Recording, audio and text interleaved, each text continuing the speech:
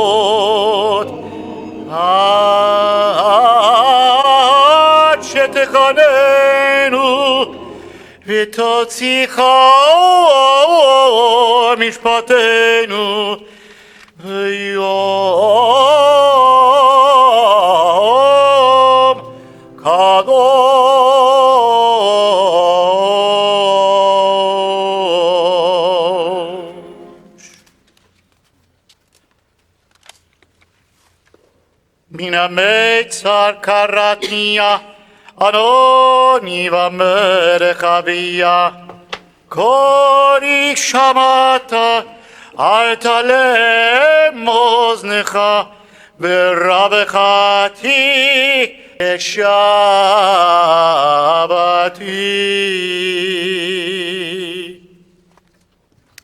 We're on the top of page 121. Ashrei am yodei teruah, Adonai be'or panecha yahalechon. Blessed are those who cherish the sounds of shofar. They walk in your light, O God. Together, Righteousness and justice are the foundation of your rule. Mercy and truth go before you. You uplift the fallen. You urge us to ennoble your dominion with compassion for all your creatures. You are sovereign over all. Your splendor spans all time and space. You are first and last. Who can fathom the wonder of your power? You are in each generous pulse of life. You are in the alphabet we weave into healing words of caring and kindness. Rule us with patience, forgiveness, and love.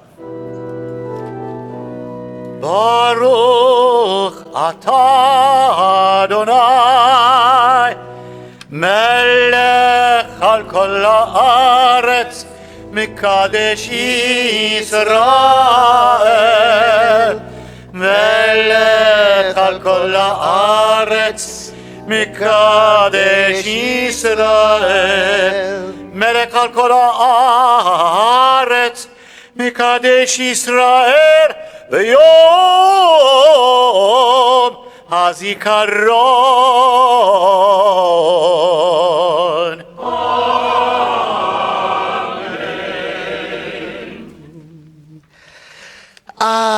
Love. For us in Southern California, the wedding season is all year long. So many couples. I dare say the majority of couples I marry are meeting online. JDate, Match, OkCupid, Tinder, eHarmony, JSwipe, and my ultimate favorite, at least by name, Saw You at Sinai.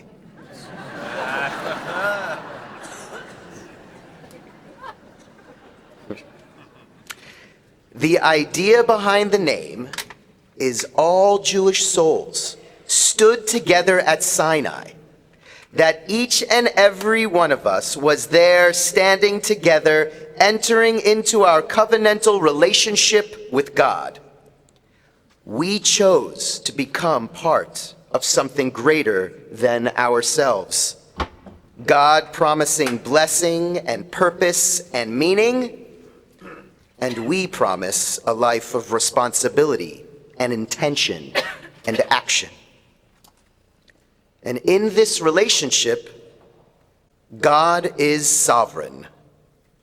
But God's sovereignty, kingship, or in Hebrew, malchuyot, was bestowed upon God by us. As our Talmud states about this day, say in my presence on Rosh Hashanah verses of kingship, so that you make me king over you. Hence the name of this section of the shofar service, Malchuyot. We actively choose to be part of this relationship, thus committing ourselves every day to live up to this standard. As Jews in this relationship with God, we are not merely passive receivers of God's will, but rather active creators in partnership with God to repair our world. We often speak of Tikkun Olam, repairing the world. It's found in our Rosh Hashanah liturgy and our daily and Shabbat prayers. Litaken ha'olam b'malchut Shaddai, when the world shall be repaired under the kingship of God. Thus, Malchuyot forces us to take ownership of our world. And still, this idea of a king and kingship can be troubling to our modern sensibilities. There's a beautiful teaching from our Jewish mystical tradition about the word king, or in Hebrew, melech. The teaching reads the word melech as an acronym, men, lamed, kaf. For mem, moach, or head. Lamed for lev, heart. And kaf for klayot, our guts, kishke. When we call God Melech, We recognize the importance of being ruled by our thinking, rational brains, our moach, our feeling, our lev, and our intuition, klayot, the guts. Not just one of these, but all three working in concert with each other. This teaching that Melech is an acronym for head, heart, and intuition provides a roadmap for what it means for God to be sovereign in our lives, and at the same time, not diminishing us as human beings. Rather, the opposite. We are empowered and called to action. When we think about our responsibilities to our families, our communities, our world, when we feel the emotional desire to act, and then driven by our guts to make the changes we want to see, then we have Melech, we have God.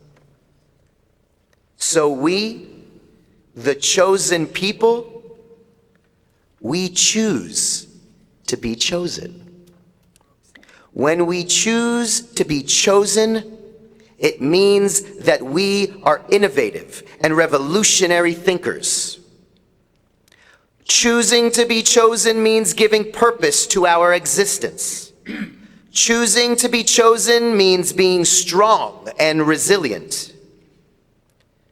And as we hear these Malchuyot shofar blasts, choosing to be chosen means changing our lives together, changing the world every day. Shana Tova.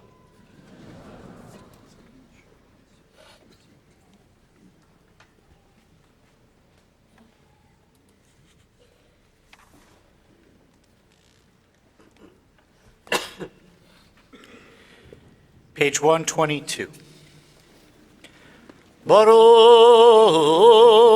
atah Adonai Eloheinu melech haolam asher kitshanu b'mitzvotav v'tzivanu lishmoa kol shofar.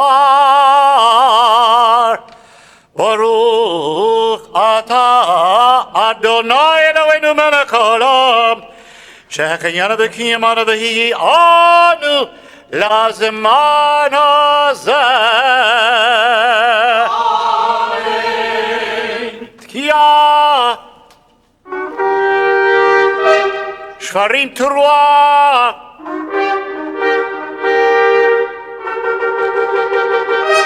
תקיעה, תקיעה, תרועה, תקיעה, תקיעה, שברים, תקיעה. Page 123, we join in Areshet Sifatenu.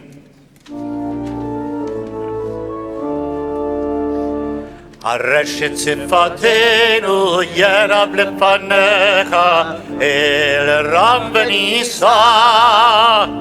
הרשת שפתנו ירב לפניך אל רם ונישא.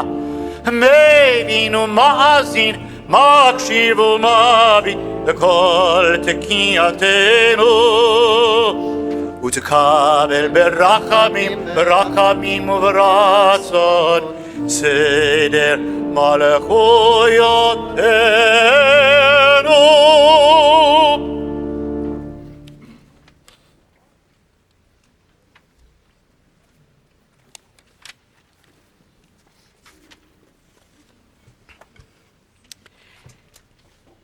It was winter 1994, and my fourth freezing cold day in Moscow. I was there to adopt an 11-month-old baby girl, but the paperwork and bureaucracy was taking forever, and I found that I had a free afternoon on my hands. I knew exactly what I wanted to do. My grandparents had come to America from Russia. In college, I had demonstrated for the freedom of Soviet Jews. Now I was actually here, and I had read that there was one synagogue left in the city. I found out the address and hailed a taxi. The driver didn't speak English, but it turns out that the word synagoga is the same in every language. When we pulled up, I stared in shock. Before me was a magnificent pale yellow and white edifice with beautiful white columns, a portico, and a small dome. This jewel of a building was not at all what I was expecting. I couldn't wait to go inside, where I found several middle-aged men standing in the foyer in the otherwise empty building. They looked at me in surprise, and I said, "Shalom, do you speak English? I am a Jew from America." I can't tell you how excited they got. This was just 1 year after the Russian Federation had relaxed their visa policy, and I realize now I must have been one of the first American Jews to visit the synagogue in a very long time. The men surrounded me and they shake my hand and eagerly ask, "Yiddish? Yiddish? Redst du Yiddish?" They want so much to communicate with me, but sadly I shake my head no. I don't speak Yiddish. But then I get an idea. Ivrit? Medaber Ivrit? Do you speak Hebrew? The men shake their heads regretfully. They don't speak Hebrew. But then suddenly one of them lights up, puts up his finger to say, "Just a moment," and hurries off. A few moments later, he returns with a very elegant old man who had to be at least 90, who greets me with, "Shalom Aleichem," to which I give the traditional reply, "Aleichem Shalom," at which point he begins to speak to me in fluent Hebrew, explaining that he had learned it in Cheder, Hebrew school, before the Russian Revolution and before Jewish schools had been banned. He had studied Hebrew over 75 years ago and still remembered it. The old man then gallantly takes my arm and escorts me into the majestic sanctuary with hand-carved wooden pews, an ark covered in gold leaf, crystal chandeliers, a colorful mosaic ceiling, and a gorgeous balcony on both sides. Overcome with such beauty, my eyes fill with tears as I suddenly realize what a great, grand, vibrant Jewish community once must have existed here. The old man watches me intently as I take it all in, and then he leads me to a closet in the back and opens the door. Inside were stacks of torn and tattered Torah scrolls piled high on top of each other. These Torahs, he explains, were saved by Jews who wrapped them around their bodies and fled east to Russia to escape the Holocaust. The synagogue had held on to them for 50 years, hoping someday to have the money to repair them and use them once again. Without a word, I open my wallet and give him every American dollar I have. Without a word, the old man takes my hand and kisses it. This happened over 25 years ago, and I remember it like it was yesterday. The second set of shofar blowings, which we are about to hear, is called Zichronot. Zichronot means memories, the traditional explanation being that during this time of judgment, God remembers our actions during the past year. But Zichronot can also refer to our own memories, particularly our Jewish memories, which profoundly affect us and connect us to each other. They can be about living in each other's hearts and minds and being part of each other's history. They can heighten our sense of oneness as a people, because when you think about it, most Jewish memories are not just about the individual, not about me or you alone, but about what we've experienced together and what we've created together, memories that we all share and which bind us through the sharing. Zichronot are the beautiful, moving, and sometimes transformative Jewish memories of our families and ourselves that we hand down to our children and grandchildren, and the new memories we create with them. For me, Zichronot is my daughter's adoption story, forever intertwined with the memory of that kind elderly Russian Jew in the great synagogue of Moscow, connecting 3 generations of hope, past, present, and future, and embodying our ancient teaching, Kol Yisrael Arevim Ze LaZeh. Every Jew is responsible for the other. Zichronot is also the day I took my 2-year-old daughter to the mikveh to become a Jew in front of family and friends and 3 rabbis, giving her the Hebrew names of my mother and grandmother so they would live through her. And Zichronot is the day 11 years later when my daughter stood in front of the entire congregation chanting from the Torah on her bat mitzvah, reminding me of those tattered Torah scrolls piled high in that backroom closet, and impressing upon me how truly important this bat mitzvah moment was. We all have Jewish memories, and as we listen to the shofar blasts of Zichronot, I'd like to ask you to concentrate on one specific Jewish memory that you cherish, that has uplifted you, moved you, healed you, or possibly even changed you for the better. Think of where you were, who was with you, and how you felt, and then take that feeling and let it lift you and inspire you to create more important, powerful, meaningful Jewish memories in the coming year. And then promise yourself that wherever you are and whenever you have the chance, you will share them.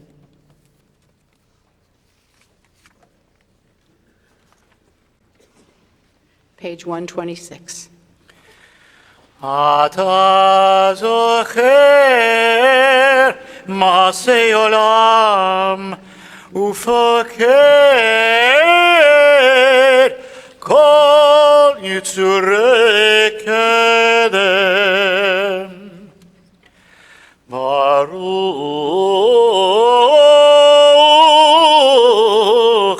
אתה אדוני זוכר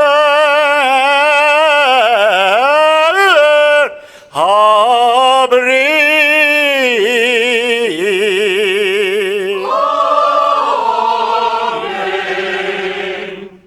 תקיעה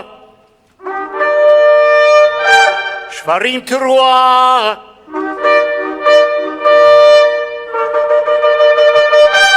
תקיעה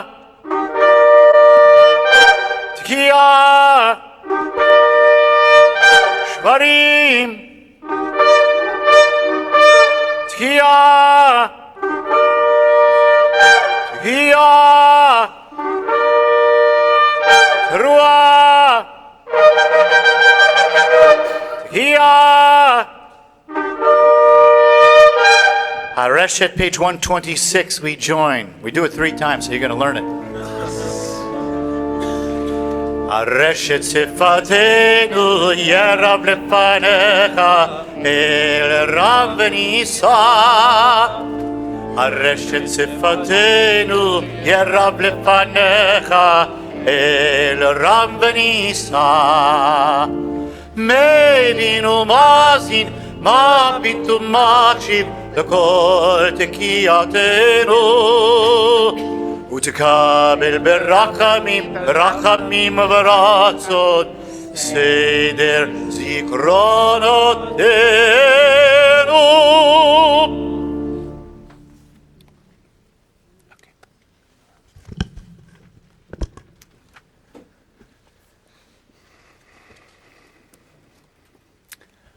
I don't know about you, but this is about the time of the morning when I start to realize that breakfast was a few hours ago, lunch is a few hours off, and I'd kill for an espresso to stop me from yawning. Reminds me of an old story about a rabbi who was invited to spend the day on the yacht of one of his wealthier congregants. The rabbi arrives dressed in perfectly pressed chinos, a blue blazer with gold buttons, an ascot tied round his neck. They set sail, and the rabbi relaxes on the deck and lights a cigar.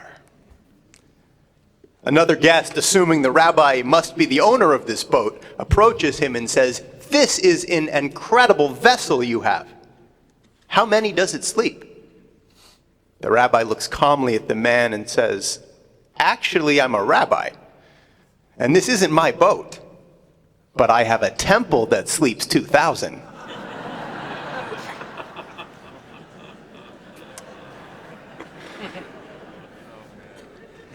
We laugh because we've all had moments when our High Holy Day thoughts turn to how heavy our eyelids feel. But while it's bad enough to sleep through the sermon, it's a lot worse to sleep through life. Maimonides, perhaps the most famous Jewish commentator to have ever lived, taught that these ancient, haunting, and piercing sounds of the shofar call to each of us and say, "Awake, you sleepers, from your sleep. Arouse, you slumberers, from your slumber." The shofar is an alarm begging us to wake up. But what does that really mean? After all, most of us are awake, right? Well, not so much. If you don't believe me, consider the words of Albert Einstein. Whoever does not know mystery and can no longer wonder, no longer marvel, is as good as dead, and his eyes are dimmed. I'm afraid that in our lives of comfort and convenience, too many of us do not know mystery. Too many of us no longer wonder, no longer marvel. Many of you know that Ashley and I have a 3-year-old little girl. Evelyn has taught me many things already, but perhaps the most profound of all is the way that from the moment she gets up in the morning, she is truly awake.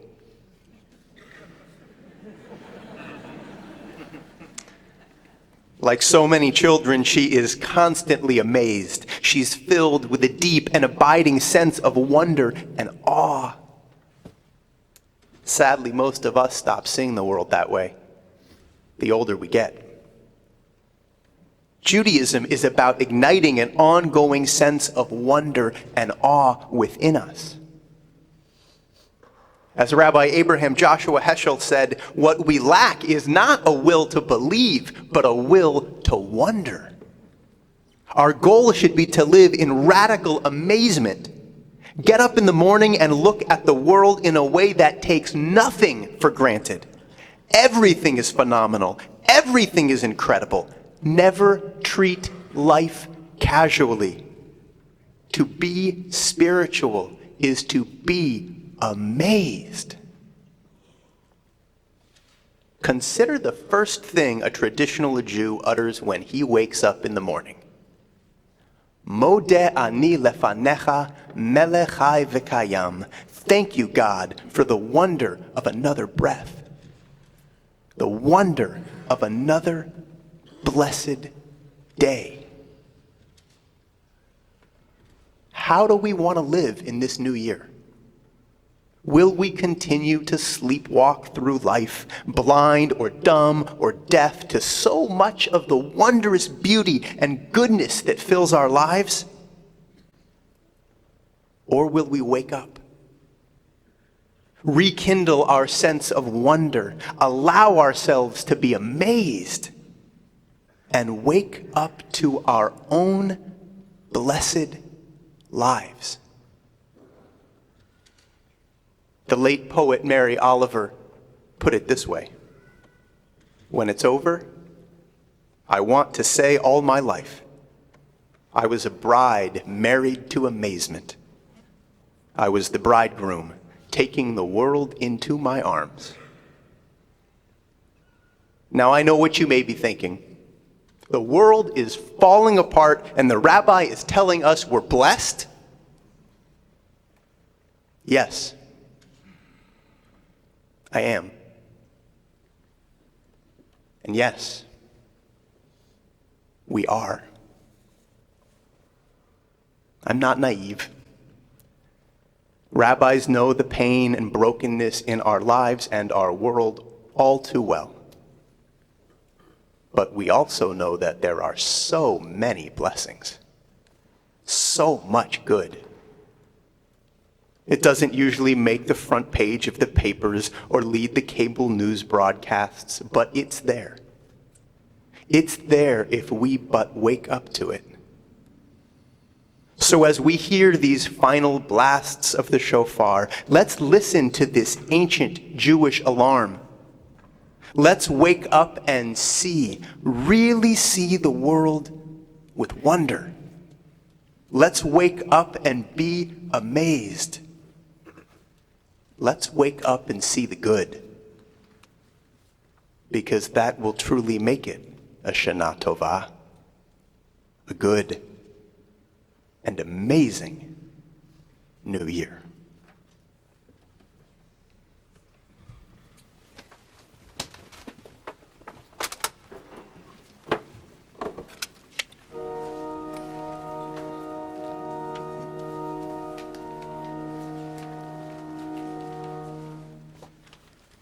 Baruch Ata Adonai Shameya Kol Teruot Amo Yisrael Rachamim.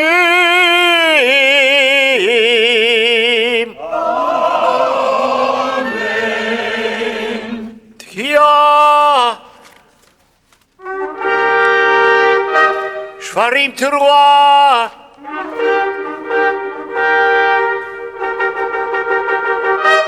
Tchiyah Tchiyah Shvarim Tchiyah Tchiyah Teruah Tchiyah Gedolah.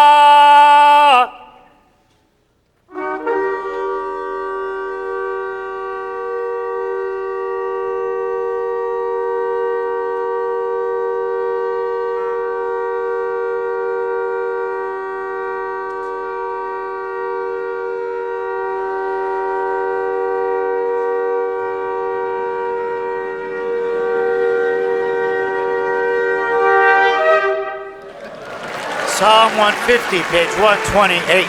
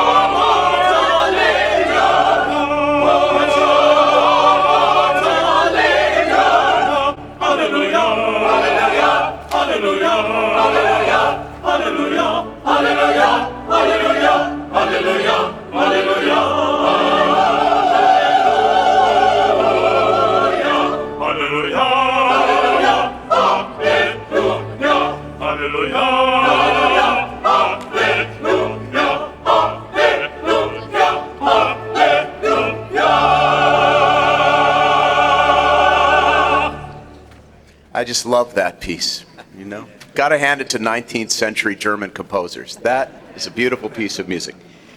Let's turn now to page 130, and we rise to return the Torah to the Ark.